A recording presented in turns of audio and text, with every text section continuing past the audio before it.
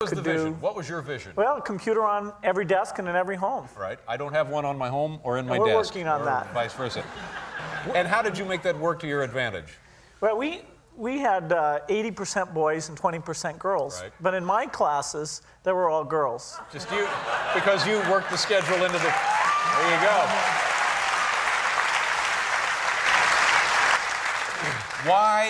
Why don't I have a computer? We need to find an application for you. Part of your problem is you have too many assistants. Uh-huh. They're... Well, I like having assistants. Well, they're like human computers. They're doing everything for you. Right. Maybe you should let them have computers, but... I think some of them do. I certainly haven't met all of them, but I think some of them do.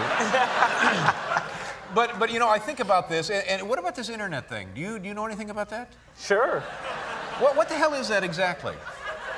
Well, it's become a place where people are publishing information. Right. So everybody can have their own homepage. Companies are there, the latest information. It's wild what's going on. You can send electronic mail to people.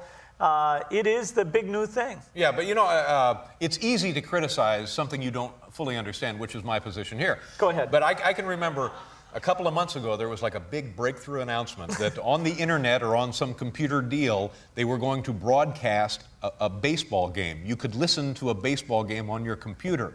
And I just thought to myself, does radio ring a bell? You know what I mean? It's just... There's a difference. There is a difference. It's not a huge difference. What is the difference? But you can listen to the baseball game whenever you want. Right. Too. Oh, I see. So it's stored in one of your memory deals, Exactly. and then you can come That's back the a year RAM later. thing you talked about earlier. Yeah. Do tape recorders ring a bell?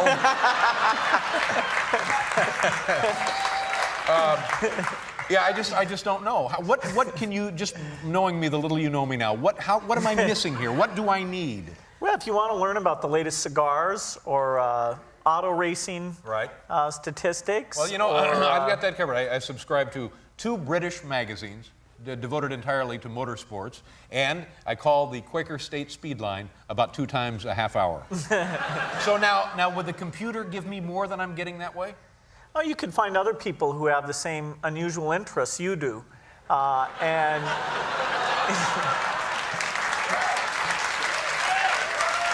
You mean the troubled loner chat room on the internet?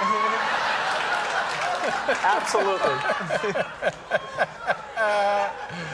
I think one day I'll get one of these deals, but I've played with them, and then you're typing in, and then you get that thing, that little arrow. Is that the arrow you move? Bet. And then you it's bet. just, it's like, oh, I get it. It's an eye test. What are we? Is there something now beyond what we understand about computers that, like 20 years ago, we didn't fully understand computers? Is there now another level of something? Maybe we haven't even thought of it. Maybe it's not even possible. Maybe, a whole different mechanism, a whole different software and hardware. Or is this going to be it now through the end of time? Mostly what we're working on now is the computer being a tool to help us learn or find other people with the same interests.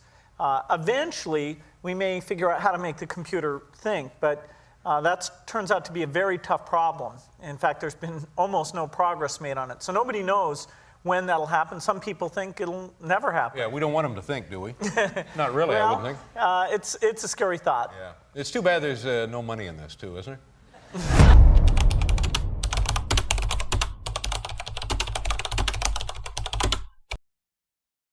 Well, AI, I'd say that it's going to raise productivity generally. In normal capital markets with great competition from Microsoft and Google will drive that, and you should all pay attention because it is so dramatic how it improves white-collar productivity. And later with the robotics, not yet, but eventually blue-collar productivity. So that is phenomenal for the world. The world will be richer and, can work less and have more.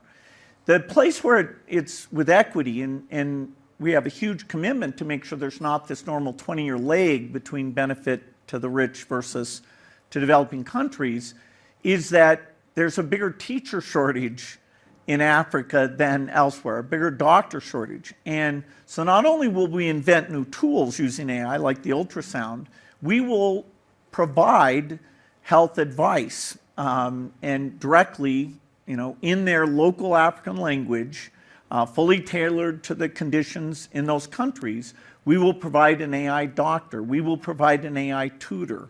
And already we've funded lots of Africans to do pilot studies and to take the very best technology and get it out at about the same time as it'll happen in the rich world. In fact, in a few cases, rich world regulations may make it roll out slower than in countries like India or in Africa. So it's a race, but it's a race for good. And I couldn't be more thrilled. It's a case where my ongoing work with Microsoft, helps me understand how we take this into the developing countries. So, but overall, you're net positive on AI in general, globally.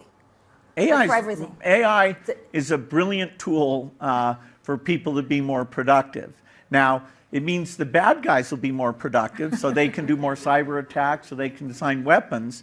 You always, the internet, the microprocessor, all these things helped everybody be more efficient, including the bad guys. And so you've got to make sure the best AI for cyber defense or measures to defend against bioterrorism are in the hand of the good guys. And it's a challenge, but people sometimes lose sight of the fact that this is the biggest productivity advance in our lifetimes.